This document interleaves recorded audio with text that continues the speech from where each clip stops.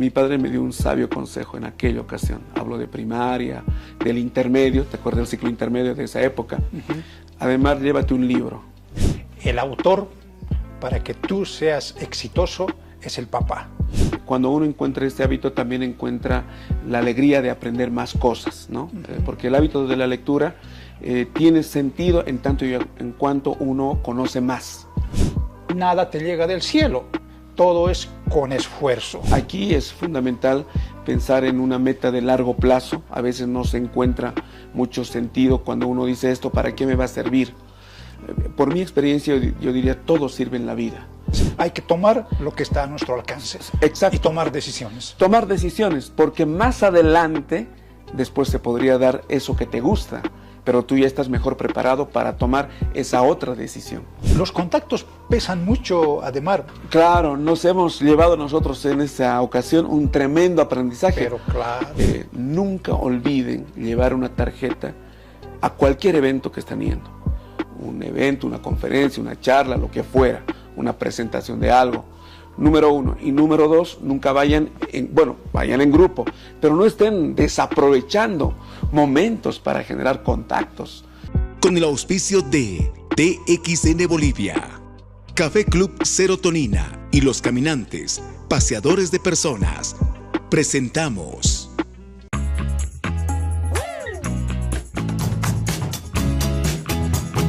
el podcast de Raimi Pardo. Es una producción de Healthy Habits y todos sus derechos están reservados.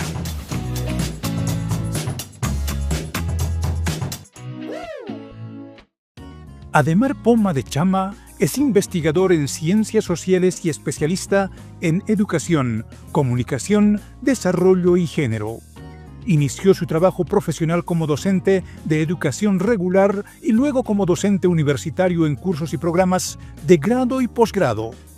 Es profesor normalista, licenciado en Ciencias de la Comunicación Social, diplomado en Organización y Administración Pedagógica del Aula en Educación Superior CEPIESUMSA, magíster Ciempián en Educación Superior, mención Psicopedagogía y Educación Superior CEPIESUMSA, y en estudios de maestría en Gestión de la Educación, Universidad Adventista del Plata, Argentina. Es doctor en Ciencias de la Educación, Universidad San Francisco Javier. Postdoctor en Filosofía, Ciencia y Tecnología por Universidad Mayor de San Andrés y la Universidad de Bremen. Actualmente cursa el doctorado en Economía Social en la Universidad Mayor de San Andrés. Con ustedes, Ademar Poma de Chama. Luego de conocer la trayectoria de Ademar, ingresamos de lleno a nuestro conversatorio. Y hoy, como lo hemos anunciado, vamos a hablar de un tema fundamental: éxito. ¿Qué es éxito?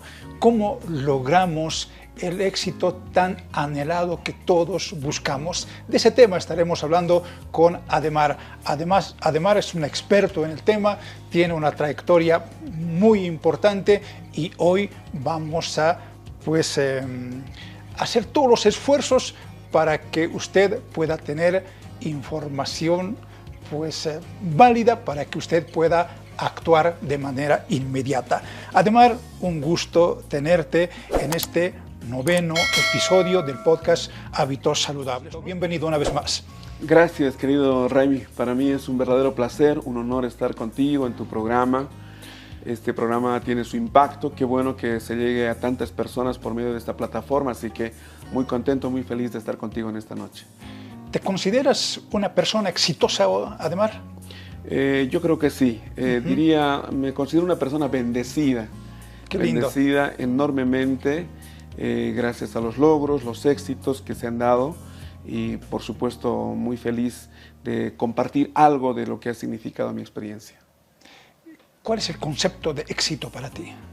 Desde mi punto de vista, el éxito podría ser analizado desde distintas perspectivas. Éxito podría ser entendido como parte de un conjunto de logros obtenidos, metas alcanzadas, por un lado. Por otro lado, también el éxito puede mirarse desde otras dimensiones, por ejemplo, el éxito económico, cuando uno ha generado un conjunto de ingresos, quizás un emprendedor, un empresario, y ha alcanzado, por supuesto, tener ingresos sólidos, puede ser considerado como parte del éxito en la vida, o también podemos entender el éxito como la autorrealización, el logro de metas personales, profesionales, intelectuales, o el haber aportado con alguna escritura, es decir, algún libro, algún artículo, un conjunto de aspectos que hacen que puedan mejorarse distintos ámbitos en la vida en general. Entonces, me parece que el éxito tiene todas estas características, pero también podemos hablar del éxito a nivel familiar, cuando uno tiene su familia, su esposa, sus hijos, y de pronto los ha educado bien, los ha criado bien, puede considerarse también como parte del éxito a nivel personal. Entonces, yo creo que el término éxito, la categoría éxito puede ser definida por cada persona según sus aspiraciones, según sus objetivos, según sus finalidades. Nos indican que hay dos momentos importantes en la vida. Uno cuando nace y el otro cuando uno decide qué es lo que va a hacer en la vida, ¿sí? ¿En qué momento tú tomaste esa segunda decisión? ¿Qué hacer en tu vida? Cuéntanos, por favor. Sí, claro que sí. Bueno, en principio, ¿no? Tú decías mi nombre, Ademar Poma de Chama.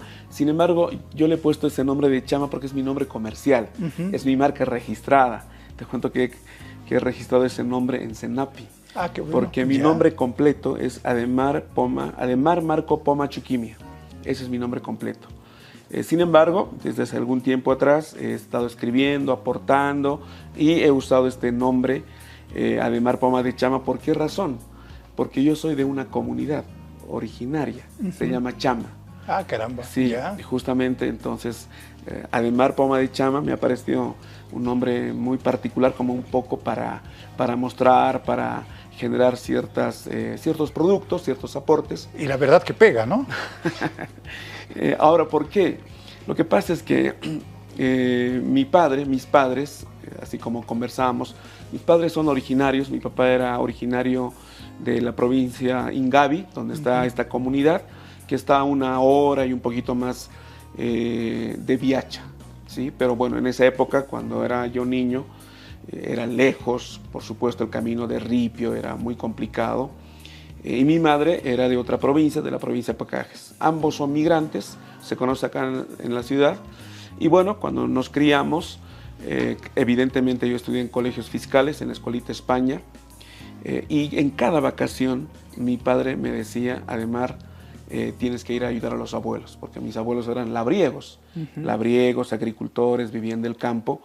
Y muy joven mi padre se vino acá a la ciudad de La Paz. Entonces, cada vez que había vacaciones, el primer día, que para mí era día de descanso después de iniciar vacaciones, recuerdo, viaje. Exacto, mi papá, mi mamá me decía, hijo, tienes que ir a ayudar a tus abuelos.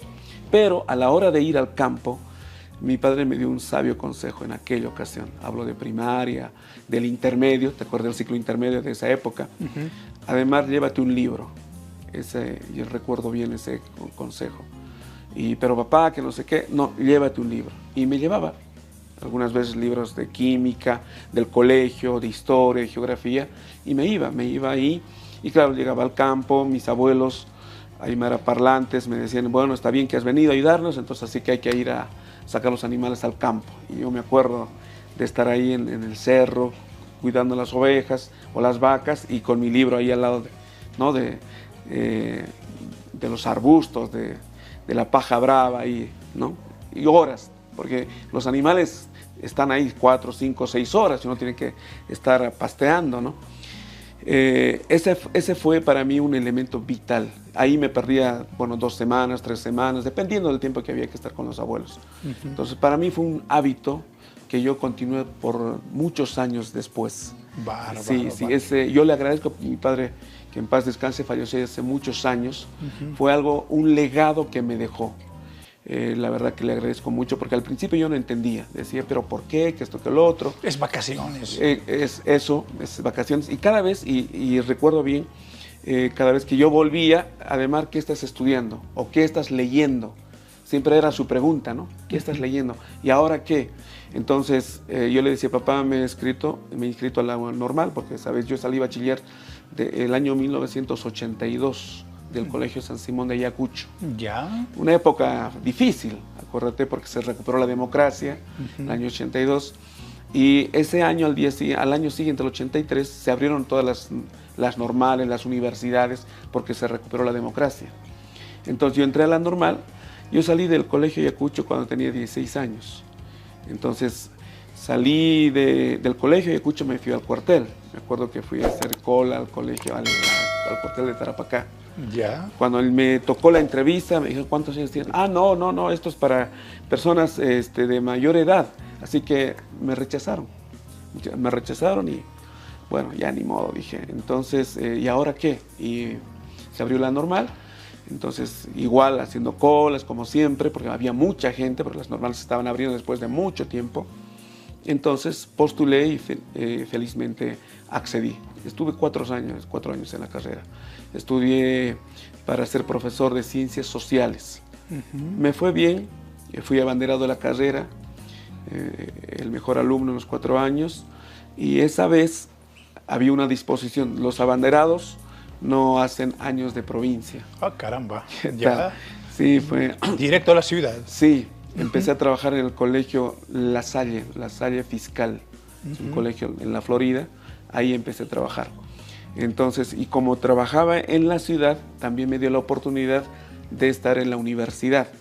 Y esos años se abrió la carrera de comunicación social en la UNSA. Como entonces, anillo al dedo. Sí, perfecto. Coincidió, entonces también me metí y estaba en la normal estudiando y tomé algunas materias en comunicación social, que era la carrera, conversábamos hace rato, ¿no? Me tocó ser fundador porque fue la primera promoción, con gente muy interesante, profesores de muy buen nivel en aquella ocasión, así que fue así un poco como empecé a generar mi carrera académica, ¿no? Y eso me acompañó, ese hábito, esas recomendaciones, ese estilo me acompañó hasta el día de hoy, me sigue acompañando. Bárbaro. El autor, para que tú seas exitoso, es el papá. Háblanos un poquito de qué otros hábitos, al margen de la lectura, tú has implementado para ser un hombre con tanto éxito, Adhemar, por favor. Sí, claro que sí. Ahora, te comento en esta línea de formación, como tú bien dices, ¿no? Este hábito de la lectura, de conocer, porque evidentemente, querido Remy, cuando uno encuentra este hábito también encuentra la alegría de aprender más cosas, ¿no? Porque el hábito de la lectura tiene sentido en tanto y en cuanto uno conoce más. Entonces, eso por un lado, y por otro lado, esto me permitió también acceder a una maestría. Hice una maestría en la Argentina, en una universidad de la Universidad Adventista del Plata, en la provincia de Entre Ríos. Ahí hice estudios de maestría en gestión educativa. Luego volví, también hice una maestría en educación superior, pero siempre en esta lógica que te voy comentando. Y bueno, después me tocó hacer un doctorado en ciencias de la educación en la Universidad de San Francisco Javier de Chuquisaca. Fue muy interesante también esa experiencia, pero en todos los casos, y tú lo has dicho muy bien, no solo tiene que ver con eso de, digamos, tener este hábito, sino también de poder generar disciplina en uno mismo. Yo diría que ese es otro factor de éxito. A veces es un poquito complicado porque disciplina es orden, es organización. Uno tiene que generar normalmente una escala de prioridades, qué es primero, qué es después, y a partir de eso priorizar aquello, ¿no? Ejecutar aquello.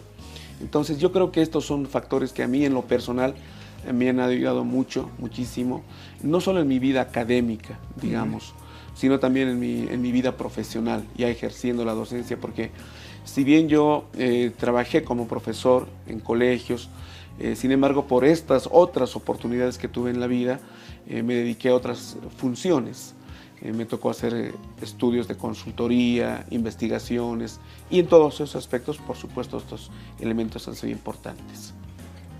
Tu recorrido ha sido fundamental, admirable sin lugar a dudas, Adhemar, y lo que decíamos hace algunos minutitos. Es digno de poder seguir esos pasos, y nosotros les entregamos esta información a los jóvenes particularmente para que puedan apropiarse de estos hábitos. El primero ya nos dijo Adhemar, el primer hábito, el hábito a la lectura, fundamental, ¿sí? Para ser exitoso. Pero no solamente es el hábito a la lectura, hay muchos otros hábitos también. Nada te llega del cielo. Todo es con esfuerzo, ¿verdad? Háblanos de esos pasos, Ademar, por favor. Sí, sí, claro que sí. Yo diría que en esta línea, como tú bien decías, de conseguir metas, logros, ser exitoso, ¿sí? Además tiene que ver con la perseverancia. Porque algunos pensamos, yo me incluía, uno decía, bueno, voy a lograr esto y ¿qué voy a alcanzar después? Entonces, aquí es fundamental pensar en una meta de largo plazo. A veces no se encuentra mucho sentido cuando uno dice esto, ¿para qué me va a servir? Por mi experiencia, yo diría, todo sirve en la vida. Todo, después se conecta todo. Claro, porque como te comentaba, mi primera carrera, yo soy del magisterio, soy profesor normalista, y bueno, después yo dije esto, bueno, lo voy a ejercer por años, voy a morir siendo profesor. Sin embargo, justamente un amigo me dice, se está abriendo la carrera de comunicación. Ah, perfecto, ahí se dio la oportunidad, entro a la carrera. Y luego digo, bueno, ¿y esto para qué me va a servir? ¿No? Quizá en ese momento, cuando uno toma decisiones, no entiende cuál es el resultado final. Yo diría, en esta lógica que tú preguntas sobre, bueno, cuáles son los pasos, también aprender a tomar decisiones oportunamente. Se dieron las ocasiones, ¿sí? Y perfecto, tomé la decisión. No tanto pensando, ¿y qué va a pasar? ¿Qué va a ocurrir? No me gusta mucho esto. No, tomar la decisión y continuar adelante. Me parece que ese es otro factor clave. Te digo esto porque, por ejemplo, en la normal, conocí a un amigo que había cambiado 5 veces de carrera. Era su 5ª carrera. Había entrado a Derecho, había entrado a Economía y finalmente entró a la normal, pero a estudiar Educación Física. Pero después de 5 años, ¿no? Primer año, segundo año, tercer año. Y ahí nos encontramos y él me dice, yo cometí un error porque entré a una carrera y era continuar y seguir, perseverar. Pero pasó un año, no me gusta esto. Y ahora entro a Derecho. Y entró a Derecho, no me gusta. Ahora, claro, a veces uno va buscando, ¿no? A ver qué me gusta, porque yo creo que hay un mito ahí. El mito es que encuentra algo que te gusta. Es verdad, es cierto, pero a veces no hay lo que te gusta. Entonces hay que agarrar lo que hay. Eso es lo que yo hice. Agarrar lo que hay. Porque a mí me gustaba me gustaba la carrera de literatura. Yo quería ser literato, quería ser novelista, estar en ese mundo. No había. ¿Qué se abrió? Comunicación. Ah, bueno, entro acá y sigo. Entonces, lo mismo, cuando se abrió la normal, no había lo que yo quería. También tenía que ver con literatura, me agradaba eso. No se abre. ¿Y qué hay? Sociales hay. Ah, perfecto, entro. Entonces, de pronto se dan las oportunidades y quizá no se dan para lo que a ti te gusta. Hay que tomar la decisión. Hay que tomar la decisión. En muchos de los casos, los jóvenes están perdidos. Claro. No saben qué hacer, qué camino tomar, porque tampoco les gusta nada, ¿no? ¿Qué hago? O sea, están perdidos. Entonces, lo que tú dices, hay que tomar lo que está a nuestro alcance. Exacto. Y tomar decisiones. Tomar decisiones, porque más adelante, después se podría dar eso que te gusta, pero tú ya estás mejor preparado para tomar esa otra decisión. Eso es lo que ha pasado conmigo. Porque después ya tuve muchas oportunidades de escribir, de aportar. Entré, obviamente, quizá no como literato propiamente, pero sí entré a ese mundo de la narrativa. O ya dejé el magisterio, perfecto, porque se dieron otras oportunidades, pero años más adelante empecé a ejercer la docencia. O sea, hasta el día de hoy la docencia me acompaña, en la docencia en maestría, en doctorados, en distintos programas de diplomado y todo aquello. Entonces, yo creo que es una muy buena visión, diría yo, desde mi punto de vista, por mi experiencia, aprender a tomar decisiones en los momentos adecuados. Perfecto. Y cerrar ciclos y después continuar, porque hay un concepto que maneja hoy la UNESCO, la OIT también, aprender a lo largo de la vida, aprender a lo largo y a lo ancho de la vida. O sea, aprender de todo, porque todo luego se conecta, todo sirve, porque las circunstancias, los cambios, las situaciones que se van dando en la vida te permiten aprovechar lo que aprendiste. Entonces, para mí también fue muy interesante. La normal, perfecto, aprendí. y esto luego, años después, me sirvió. Lo de comunicación me sirvió. Después hice la maestría en gestión educativa, me sirvió para trabajar en educación superior. Se te abren las puertas. Sí. Te van abriendo las puertas. Totalmente. Cada logro académico te abre otra puerta. Porque luego me tocó trabajar, lo conversamos en distintas organizaciones no gubernamentales, y yo recuerdo con mucho cariño mi paso por el SNB, que era el Servicio Holandés de Cooperación al Desarrollo. Es una institución importante, internacional, que dejó Bolivia hace algunos años, porque ahora está en África, en otros países, pero estuve ahí un buen tiempo y claro, ahí pude yo combinar lo que había aprendido en la normal, lo que había aprendido en la universidad y todo lo que implicaba trabajar en temas de desarrollo. Entonces, claro, quizá inmediatamente no se dé la oportunidad, pero la formación que tienes más adelante te sirve para poder estar en estas otras situaciones. Tomar una decisión es un hábito fundamental, porque normalmente decimos, mejor mañana, está lloviendo, que pase la lluvia, que pase la crisis, no, mejor que este director, que entre otro director, claro, y yo recién postulo. Exacto. Y vamos retrasando muchas cosas. Sí. Entonces, el tema decisivo es fundamental, Ademar. Sí, totalmente. A veces postergamos o como se suele decir, ¿no? Procrastinamos, hay un término nuevo, un neologismo.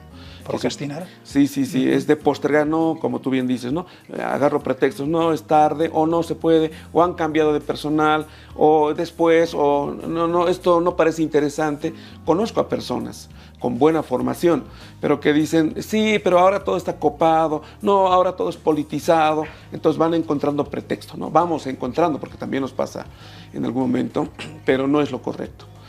En su momento, las decisiones son fundamentales. Ahora, obviamente, la pregunta es, ¿cuáles son las mejores decisiones? Hay que aprender a tomar decisiones. Y muchas veces aprendemos a tomar decisiones equivocándonos. Pero yo diría, es mejor tomar una decisión a no tomarla, porque no tomar una decisión es quedarse estancado. Tomar una decisión implica, muy bien, perfecto, me equivoqué, aprendí, como dice la expresión, ¿no? Hay que mirar el pasado solo para aprender y continuar adelante. De los errores uno aprende. Claro. Ahora, lo ideal es que el colegio, la escuela, el sistema educativo nos enseñe a tomar decisiones. Es posible, hay sistemas, hay mecanismos, hay estrategias. El hecho de, por ejemplo, balancear opción 1, 2, 3, cuál, etcétera, etcétera. Hay formas de enseñar a los jóvenes a tomar decisiones. Pero, diría yo, las mejores decisiones son las que uno toma y aprende de las consecuencias de esas decisiones. Estamos hablando de buenos hábitos. A ver, otro hábito por ahí, Ademar, por favor, otro buen hábito, por favor, para ser exitoso. Yo diría esto de la mejora continua, la mejora permanente. Mejora permanente, sí, ¿ya? Sí. ¿Por qué? Porque, claro, no todo lo que uno va a hacer es, entre comillas, perfecto. Yo sé que muchas personas son perfeccionistas, y claro, y buscan que obviamente lo que están haciendo sea perfecto, sea una cosa bien hecha, y está bien, pero también debemos reconocer que tenemos limitaciones, tenemos quizás hasta debilidades, deficiencias. Entonces lo importante es hacer y buscar ser perfectibles, mejorables. Todo se puede mejorar, todo se puede corregir. Y de hecho hay un autor, Edward Deming, justamente el creador o uno de los creadores del concepto de gestión de la calidad, habla de eso. Su propuesta fue muy exitosa, hablo de la década del 50, 60, y se aplicó en Japón, en empresas como Toyota, Sony, él fue asesor. Y quizá los japoneses fueron los mejores alumnos de Edward Deming con el ciclo de la calidad. Y él hablaba de 4 aspectos. El primer aspecto, planificar. Uno tiene que planificar, no puede improvisar uno. Es decir, uno tiene que decir, ¿qué voy a hacer? ¿No? La planificación, la previsión. Luego, ejecutar, hacer. Perfecto, ejecuto, hago. Porque si uno planifica y no ejecuta, simplemente es un conjunto, ha generado un conjunto de buenas intencionalidades. Entonces, hay que planificar, es muy importante, y luego hay que ejecutar. Perfecto. Y Deming dice, el tercer paso es verificar cómo lo hemos hecho. ¿Está bien lo que hemos hecho? Y el último paso, el cuarto paso, es ajustar, mejorar. Entonces, si aplicamos esto a nuestra filosofía de vida, podríamos lograr muchas cosas. Porque a veces también nos rendimos, ¿no? Decimos, esto no me salió mal, esto no, me fue, y claro, muchas veces tenemos miedo al fracaso y nos llevamos una frustración, no lo intento más. Entonces Demi nos dice, no, planificar, ejecutar, verificar, evaluar y ajustar y continuar. Entonces ahí ya viene el último componente, que es la perseverancia, intentar una y otra vez, una y otra vez. Los exitosos, caen 1, 2, 3, 4, 10, 20 y se vuelven a levantar, ¿verdad? Claro. Esos son los verdaderos exitosos, los que logran sus objetivos y los que logran sus metas. Entonces, hay que darles todas estas herramientas a las personas que nos están siguiendo para que ellos puedan también lograr sus metas en los tiempos establecidos. Omar, si me permites, por favor, Ademar, vamos a hacer un cortecito de algunos segunditos nada más, y al retorno estaremos hablando de este tema que nos apasiona, ¿sí? Cómo conseguimos el éxito que todos anhelamos. En unos minutos vamos a entregarles más detalles sobre este tema. Aguárdenos, por favor.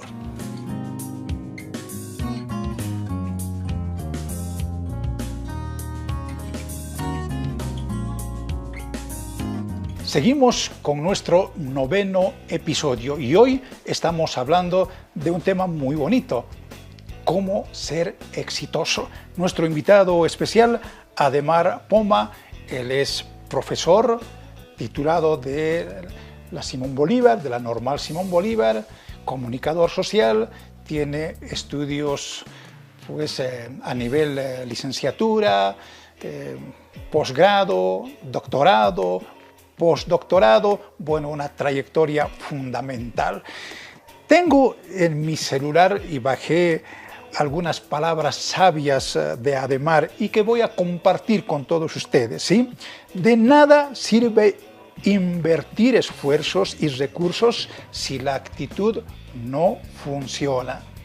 Un tema bonito, actitud. Otro día vamos a hablar de actitud. Únicamente atizando el fuego de la perseverancia lograremos transformar las dudas más bien en certezas y los ideales en realidades.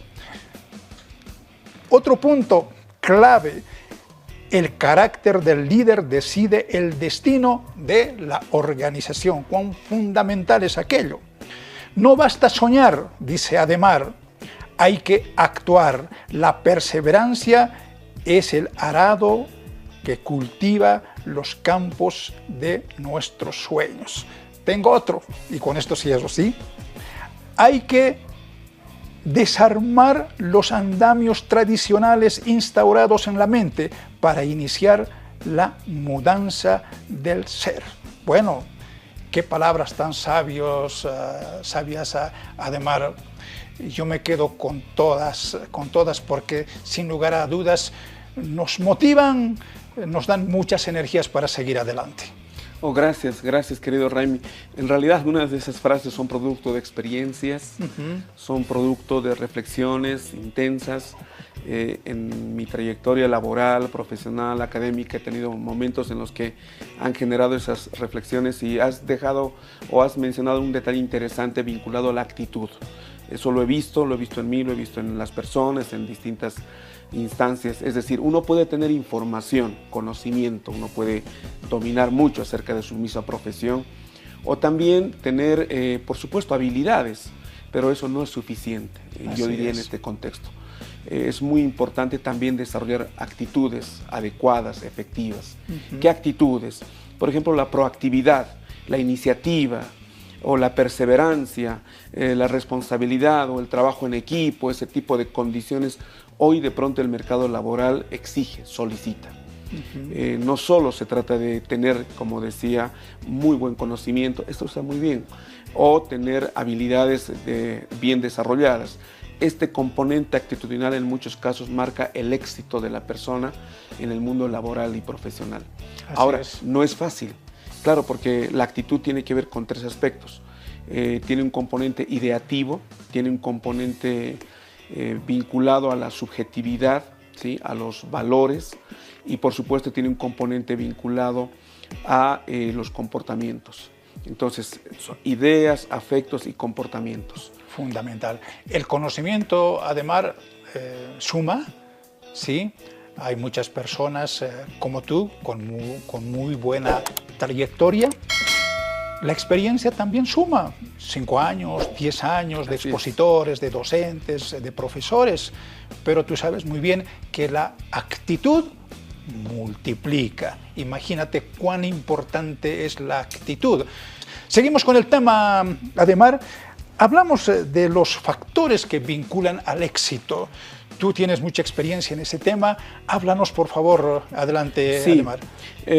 Un elemento que en algún momento lo hemos considerado en la conversación anterior, tiene que ver con esto también de generar una red de contactos. Red de contactos, sí, ¿ya? Lo que algunos psicólogos organizacionales le llaman el networking.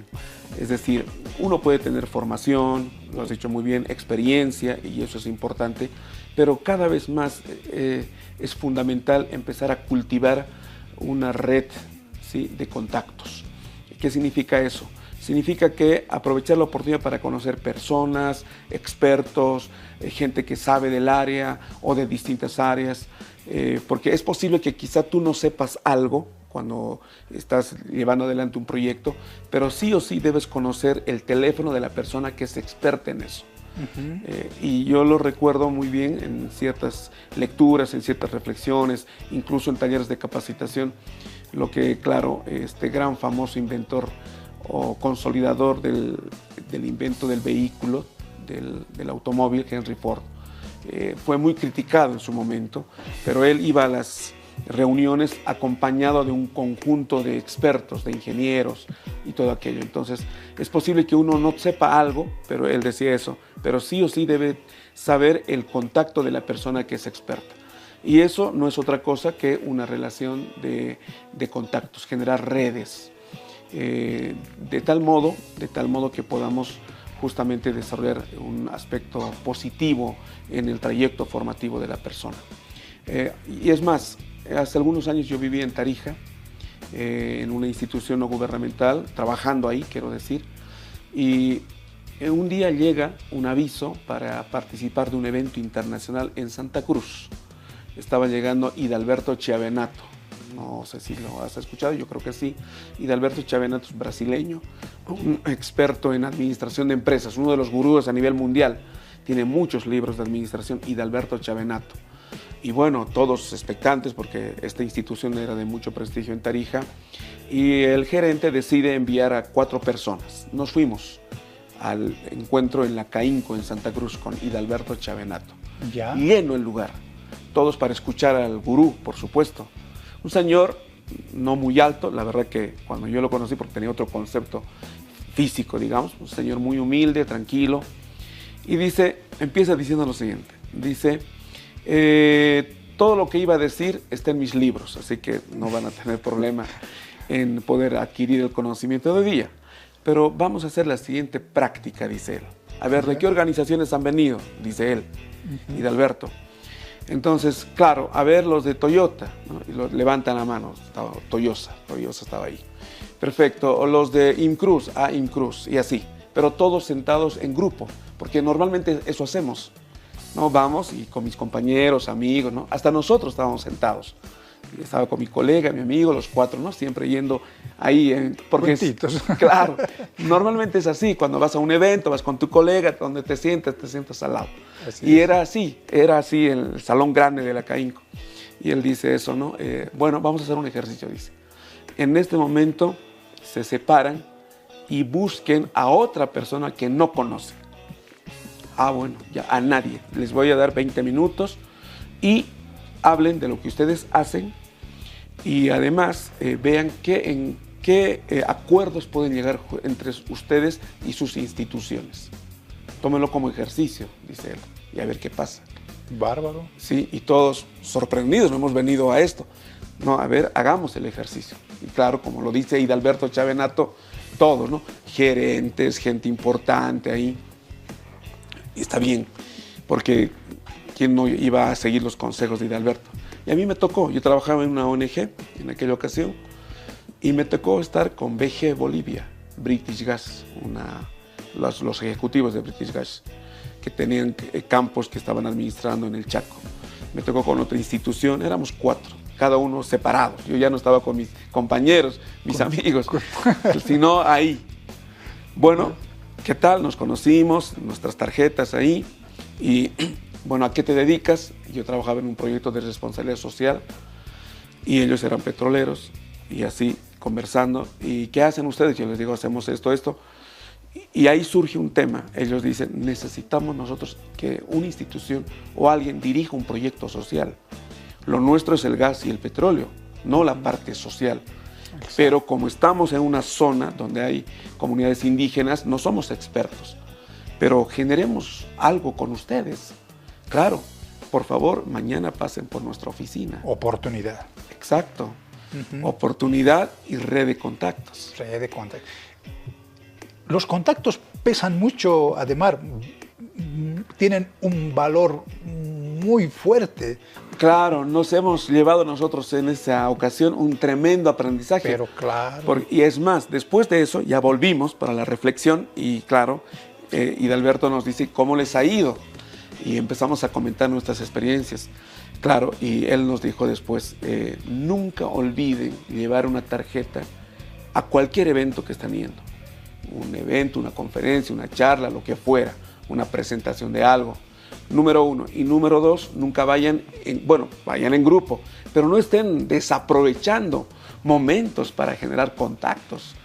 Lleven la tarjeta, sepárense porque con sus compañeros están todos los días. Claro, y hablando de lo mismo. Y claro, entonces nosotros, claro, y yo lo comprobé. Qué enseñanza, ¿no? Fue una lección de vida. Exacto. De vida, porque claro, más allá de, porque luego nos comentó sobre todo lo que él maneja teóricamente, pero esa fue la mejor lección de ese evento, entre otras, porque hubieron expositores de muy buen nivel, pero a mí me quedó esa costumbre, ese hábito de tener tarjetas, y cada vez que voy a un lugar donde no conozco a nadie, entonces estoy ahí, o en el refrigerio, en vez de estar con mis amigos, charlando, bromeando, o mis colegas, mis compañeros, busco nuevas personas, a nuevas personas. Me pasó recién ayer me tocó ser parte de la cumbre, la Academia Nacional de Ciencias de Bolivia organizó la cumbre de educación superior. ¿Ya? No conocía a nadie, me invitaron para que exponga sobre un tema que a mí me gusta mucho, que es el enfoque de competencias en la educación superior. Entonces, y claro, conocí a muchas personas, estaban todos los miembros de la Academia Nacional de Ciencias, y siguiendo el consejo de Hidalberto Chavenato, por supuesto que me llevé contactos y ahí intercambiamos y ahora conozco a gente muy interesante en el ámbito de la ciencia y la epistemología. Entonces, todo eso implica justamente un factor de éxito clave en estos tiempos. Muy pocas personas hacen uso de esa herramienta. Otro tema, además, es la formación, ¿sí? Permanentemente uno debe estar autoeducándose, porque se presentan X oportunidades. Háblanos de ese tema, por favor, además. Sí, claro que sí, Raimi. Es un detalle clave, porque en estos tiempos donde hay tanta información, por supuesto uno tiene que estar actualizado, porque también lo que ocurre es que los centros laborales donde uno se va formando también van mutando, ¿no? ¿A qué me refiero? O sea, las organizaciones también van ajustando sus procesos según el desarrollo de la tecnología. Entonces, uno tiene que estar permanentemente actualizado. Ahora, hay dos formas. Uno es adoptar un curso o tomar un curso formal, etcétera. Pero el otro tema tiene que ver con la autoformación, definitivamente. Entonces, en esta época uno tiene que estar permanentemente actualizándose, leyendo, aprovechando los tiempos muertos. ¿Qué tiempos muertos? Por ejemplo, cuando estás haciendo cola para comprar gasolina. Horas de horas. Son tiempos muertos. Exacto. ¿Qué haces? Un buen libro, lo que fuera, lo que te guste. Un buen audiolibro. Un buen audiolibro. Un buen video. Exacto, un buen podcast. Un buen podcast. Claro, entonces vas alimentándote siempre. Un buen TikTok. Totalmente. Exacto. Ayer, perdón que te interrumpa, sí, claro. Además, ayer me llama mi hijo y me dice, papá, estoy haciendo fila para conseguir gasolina. Era 9 de la noche, ¿no? ¿Y a qué hora más o menos te llegarás al surtidor?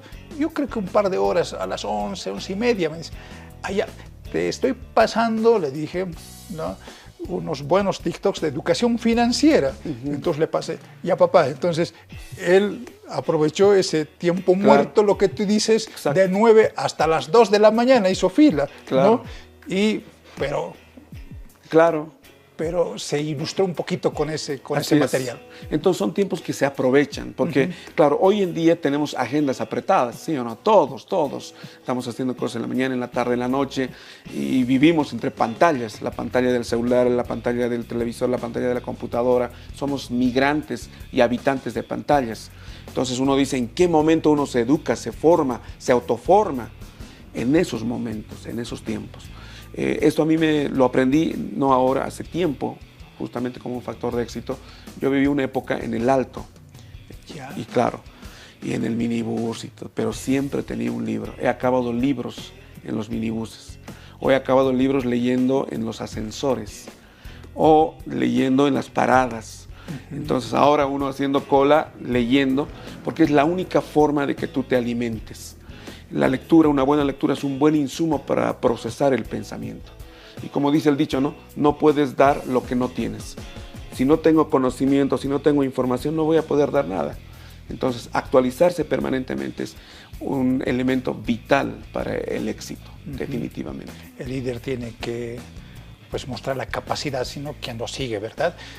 ¿Qué nos recomiendas para tener ese hábito a la lectura, Ademar? ¿Qué nos recomiendas? Sí. Porque muchos no le hallan el gusto.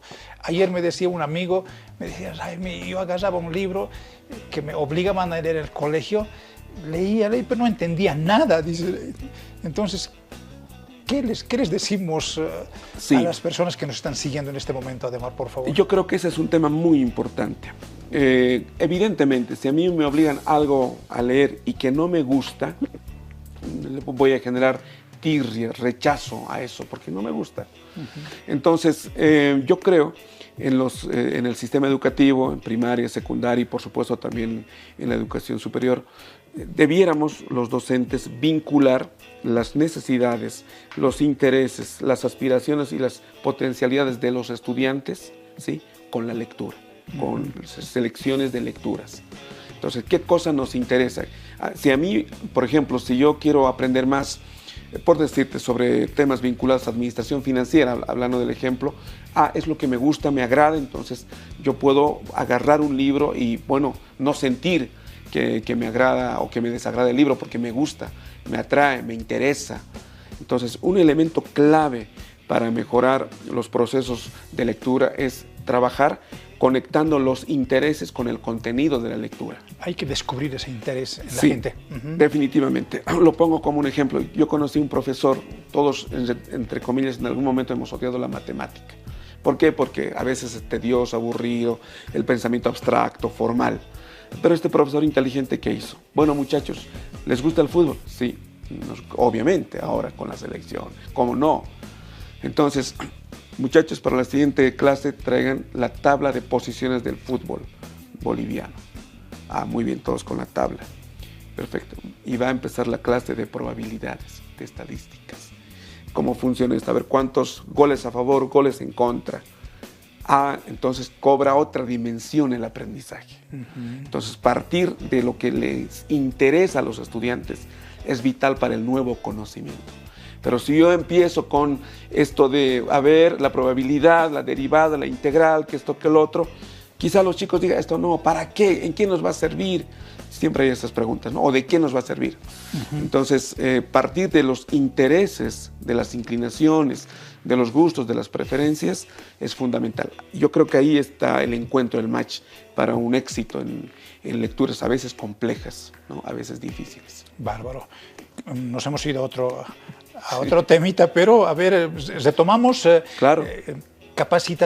Capacitarse para oportunidades, ¿sí? Entonces, se nos presenta N oportunidades, pero si tú estás preparado, no pierdes oportunidades. Si tú no estás preparado, obviamente, pues dejas muchas cosas, ¿verdad? Sí, no, totalmente, totalmente.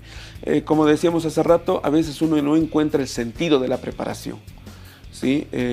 Otra vez recuerdo la imagen de mi padre, porque yo ya estaba en la normal, ¿no? Entonces, yo feliz, contento, y ya ejercía la normal, generaba ya ingresos.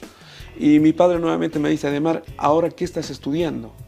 ¿Ahora a qué te vas a dedicar? Y yo no entendía y decía, pero yo estoy bien, ¿para qué? Sin embargo, quizá un buen tema ha sido, desde mi punto de vista también, hacerle caso a él, ¿no? Decir, perfecto, me inscribo a una carrera, tomo otra especialidad, y siempre me preguntaba él, ¿y ahora qué estás aprendiendo? Entonces, quizá en ese momento no entendía para qué, a qué me conducía esto. Si yo ya estoy bien, no necesito. Bueno, eso decía esa vez. Pero años después, meses después, dije, qué bueno que tomé esa decisión. Porque esto me abrió esta otra puerta. Porque esto me permitió tener esta otra experiencia. Entonces, cuando uno tiene la preparación y se presenta la oportunidad, sinónimo de éxito. Uno tiene la preparación, no hay la oportunidad, hay que seguir esperando. O muchas veces lo que pasa es que existe la ocasión, lo invitan a uno, pero no tienen la formación, no tienen la preparación, ni modo, tienen que dejar de lado la propuesta. Entonces, esa combinación, diría, perfecta entre preparación y oportunidad es vital para cualquier logro en la vida, un logro mayor sobre todo. Perfecto. Otro factor es el tema de la tecnología. Además, tenemos muy malos hábitos. Mucha gente utiliza la tecnología para entretenimiento, pero no para entrenamiento, ¿verdad? Entonces, si nos puedes reflexionar al respecto, por favor. No, totalmente de acuerdo, querido Raimi.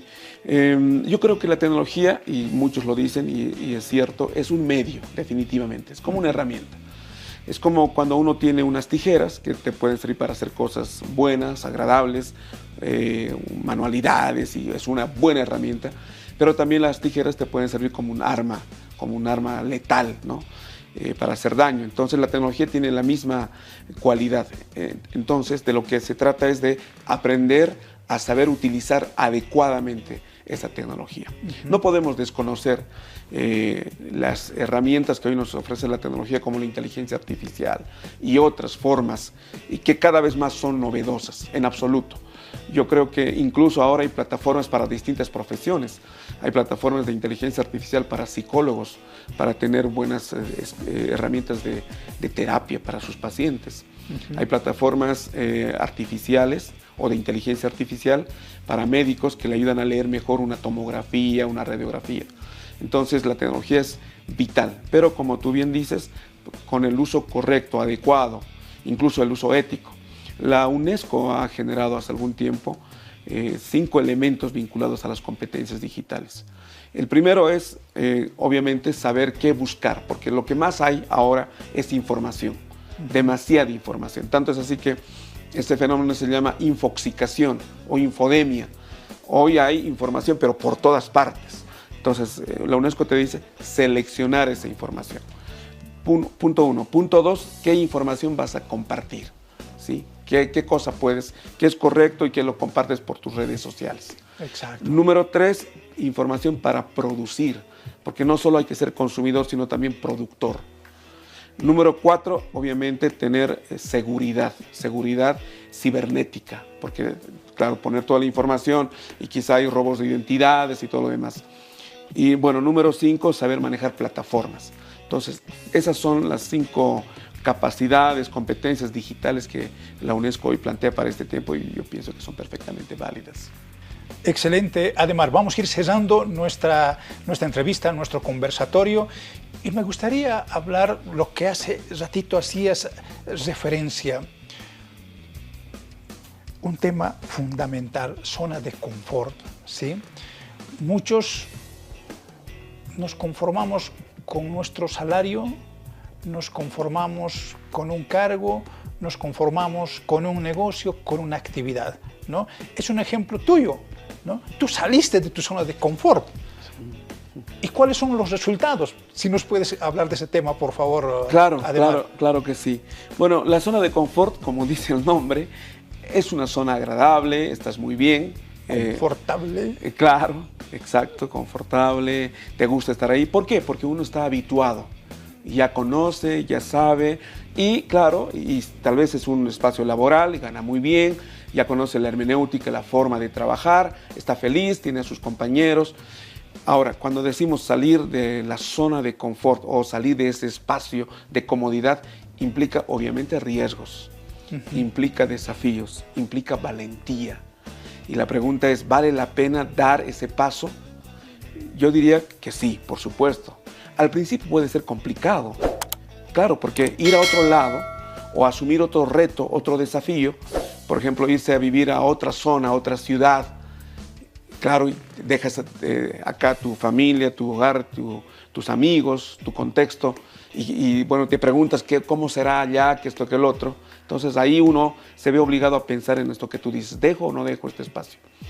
La buena noticia es que evidentemente dejar en la zona de confort e irse a otro escenario quizá más exigente, más desafiante, desarrolla en la persona nuevas cualidades. En otras palabras, saca lo mejor de uno, definitivamente. Exacto. Claro, porque cuando está en una zona de confort, uno hasta se vuelve perezoso mentalmente. No desafiamos a la mente. En cambio, salir de la zona de confort implica, ¿y ahora qué hago? ¿Cómo hago? Busco información, busco contactos, ¿y qué hago? En ese esfuerzo uno empieza a desarrollar nuevas habilidades, cognitivas, metacognitivas, y ve si tiene el coraje necesario. Y después vienen los resultados y dices, valió la pena. Claro, bueno, que sí. Luego has estado en otro ciclo de confort, ya estás ahí, muy bien, otro desafío, y otra vez, ¿qué hago?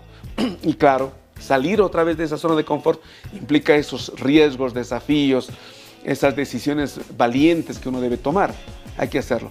Pero la gran lección al final es que después de todos esos ciclos eres una persona distinta, diferente. Has aprendido mucho, tienes muchos logros alcanzados, has desarrollado un track record, un bagaje notable que te sigue sirviendo. Cada uno de esos logros es como un peldaño de una escalera. Un logro, una escalera, un logro, una escalera. O en este caso podríamos decir, saliste de tu zona de confort, es un peldaño más. De otra zona, otro peldaño más. Y así sucesivamente. Y bueno, y después dices, al final lo logré. No pensaba que lo iba a hacer. Pero eso te hace sentir bien y eso es parte del éxito y la felicidad que obtiene una persona. Exacto. Hay mucha gente que se contenta con lo mínimo también. Además, tengo mi sueldo de 2.000, de 3.000, pero es seguro, dicen, ¿no? Entonces mejor me quedo aquí nomás. Prefiero ser empleado a ser un emprendedor, por decir. Pero por detrás hay muchas cosas, ¿no? ¿Estás haciendo realidad tus sueños o estás haciendo realidad el sueño de otras personas? Bueno, es otro tema también muy bonito. Pero comparto contigo, salir de la zona de confort. Pero si realmente estás bien parqueado ahí, Ademar, ¿conviene salir de esta zona de confort? A ver, yo me inclino por lo siguiente. ¿Qué tal si más bien reforzamos esa zona de confort? ¿Qué opinas? Sí, lo importante, yo diría, Raimi, ahí evidentemente uno, como tú dices, ya ha llegado a este nivel, estoy muy cómodo, pero hay un riesgo de que te dejes estar. Eso sí, ese es el problema. Claro, de que no seas capaz de seguir exigiendo a tu organismo, a tu mentalidad, a tu espíritu, lograr más cosas. Y yo creo que hay muchos ejemplos ahora de emprendedores. Acuérdate, por ejemplo, del que inició KFC Pollos, ¿no? Hay un pollo famoso, un señor que inició a los 60, 70, 80 años ese emprendimiento que hoy ya es una cadena de comida rápida pero famosa, ¿no? Ese es un buen ejemplo de no hay edad para comenzar otra vez de cero, uno. Y dos, como para quedarse permanentemente en una zona de confort. Entonces, nuevos desafíos exigen lo mejor de nosotros. Nuevos retos hacen que tú aguces la mentalidad. Y es más, hay otro elemento que me parece muy interesante. Acuérdate que hoy hay enfermedades degenerativas para el cerebro. Una de esas enfermedades es el Alzheimer.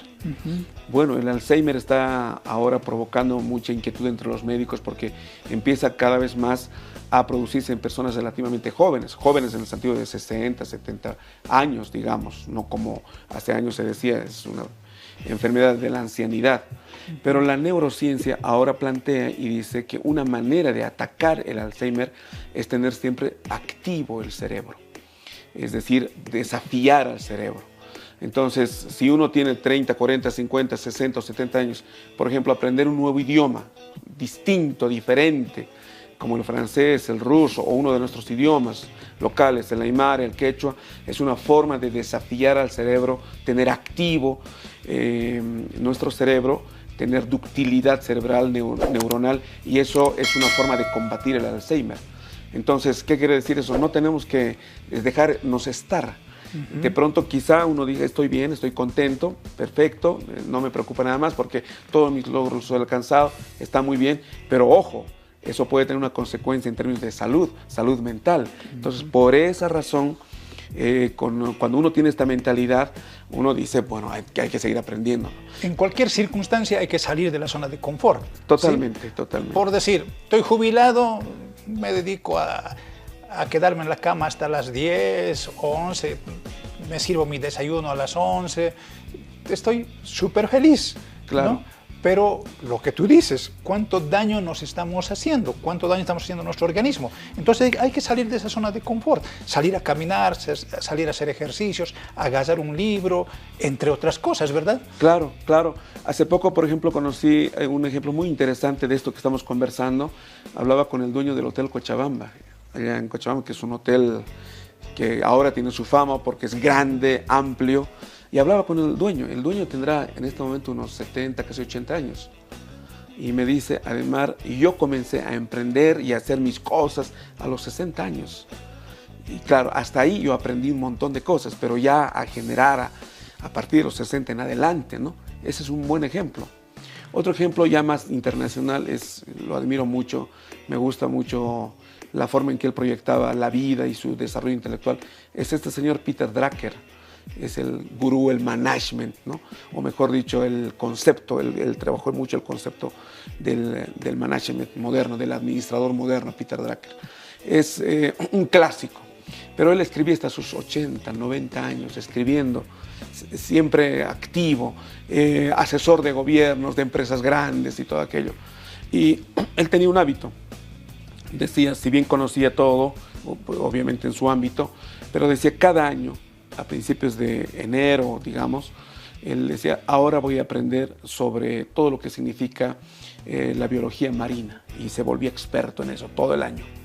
Ya, este año ahora me toca aprender sobre la física cuántica, todo el tiempo, y volviéndose experto en física cuántica.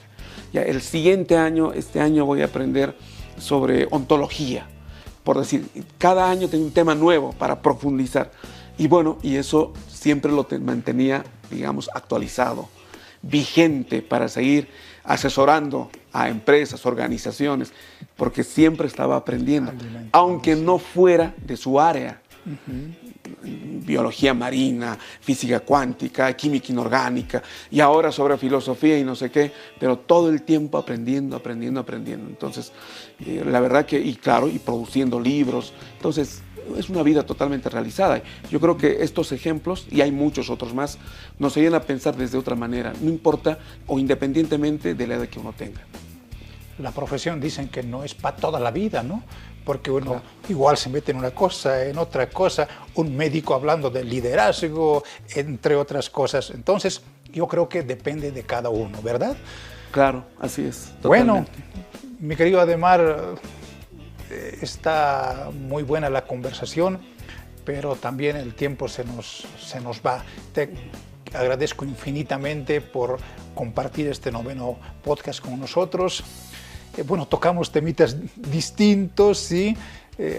A veces es bueno tocar temas distintos y también enfocarse en uno solo, pero lo importante es que nos has transmitido todos tus conocimientos, toda esa pasión que le has puesto a tu trabajo, lo expones en este podcast. Que no sea la última, mi querido Ademar, te vamos a convocar para hablar de otros temas, ¿sí? Porque la gente necesita saber mucho más de actitud, de liderazgo, entre otras tantas cosas que hay que compartir con la gente.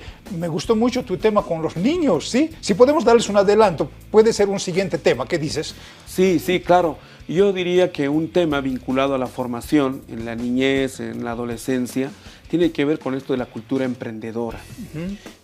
Muchas veces hemos confundido que ser emprendedor fundamentalmente es ser empresario, y es cierto, es un elemento clave que puede derivar, ¿no? El emprendedor puede volverse empresario y es lo que necesitamos, pero también el emprendimiento o ser emprendedor implica tomar iniciativas, tomar decisiones de forma oportuna, y eso se puede enseñar definitivamente. Exacto, hay que darles herramientas a los chicos. Ahora, el otro tema es, no podemos tener jóvenes, chicos emprendedores si los profesores o los papás no somos emprendedores.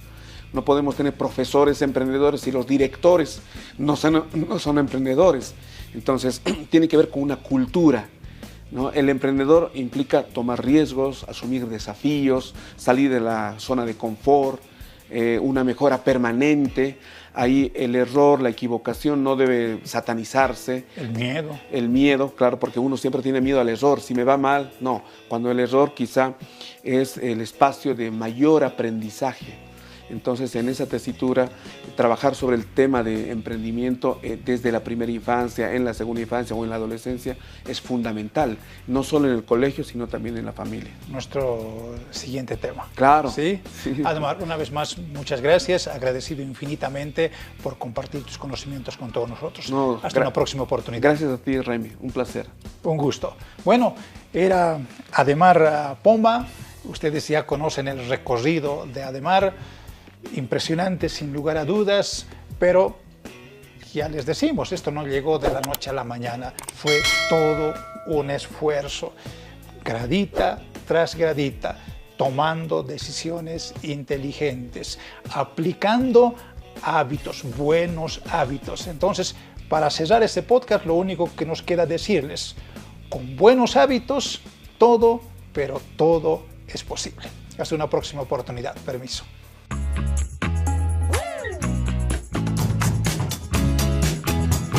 El podcast de Raimi Pardo es una producción de Healthy Habits y todos sus derechos están reservados.